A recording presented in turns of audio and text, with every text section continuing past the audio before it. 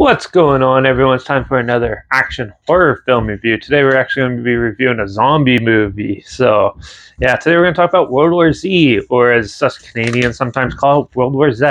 It was released by Paramount Pictures June 21st, 2013, and it stars and was produced by Brad Pitt.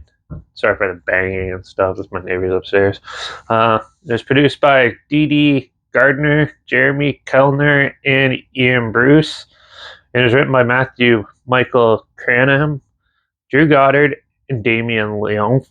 And it was directed by Mark Forrester, who's also done films like Quantum of Solace, the 007 film, The Kite Runner, Finding Neverland, and A Man Called Otto. World War Z. Well, a zombie apocalypse breaks out worldwide, somewhat reminiscent of COVID, even though this came out in 2013. and that was it started in like South Korea or something, and it quickly spread across the globe. And Brad Pitt plays a family man who has to leave his family in the midst of the chaos because he works for the World Health Organization, I think, and has to go and help try to figure out how to stop this massive pandemic of the dead going on. They fortify Jerusalem and try to prevent it. Doesn't work. And then they go, and he goes all over the globe basically trying to find a cure or a way to help contain it. And eventually they end up working out a plan and a way to camouflage themselves from it, at least to keep them somewhat safe. This is an interesting little action blockbuster type of film. This narrative is pretty straightforward. I know this is based on a book. I've never read it, but apparently it's straight far from the book. And it was supposed to be more of a character-driven story than just like an epic zombie action apocalypse epic type of film.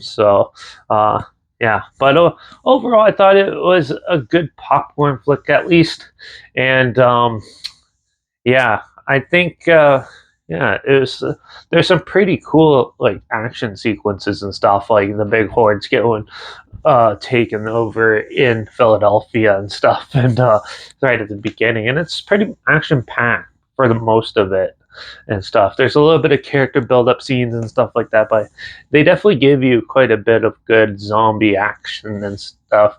And they're like almost like they're not slow walkers. They can run and stuff like that. And but boy, you get to see a lot in this. You want like a massive magnitude of zombies, this is the one for you, basically. Except they're all CG, which CG holds up pretty pretty well for this film. But overall, it's just like a standard popcorn flick. I kind of wish the characters had more depth and you explore the characters more and how they're dealing with the situation, where this one's pretty much your standard action epic film with a little bit of zombies thrown into it. And it became a little more Hollywood, I guess you could say. And but it's still fun. It's a good spectacle. I also wish they did a little more practical effects with close-ups of the zombies and stuff. There's only a few of those in it, which was disappointing. And you don't really get to see any good bloody zombie kills or anything, because I think this is rated PG-13 in the US. So you don't really get to see any of that. Most of them are off screen. But overall, it's a good popcorn flick if you want to watch a lot of carnage and crazy. Watch a whole pile of dead get squashed and stuff like that. This one will probably be for you. So overall, I thought it was it's a decent movie, but it could have been so much more. Also, this has quite the production problem history and stuff, and that's always cool to check out. There's a couple of videos on it. Joe Blow videos has one and stuff. You should check those out if you want to hear all the production problems and stuff. It was pretty interesting, and but it is still profitable even though the sequel got canceled. So overall, World War Z is a fun zombie action movie with a lot of carnage and stuff. Just needs a little more character in depth. So overall, I'm going to give this film a 3 out of 5. Yeah, if this sounds like something you want to check out, it's on Amazon Prime right now. But also, I'll link a trailer down below so you can check that out. And if you want, and or if you want to relive it, you can check it out, I guess. And yeah, make sure while you're down there, make sure you check out my Instagram. That's linked down below. That's where I always post clips of films and review in the future. All my stories have the film title and hashtag, and subgenre film and a hashtag, so you're aware of it. And also, my letterbox is linked down below at Derek P Reviews. That's where I post my first star rating after watching the film. So follow me on one of those two channels. Two platforms stay in loop with this channel. Like this video, share some more people aware of it. Comment your opinions of the film down below if you have any.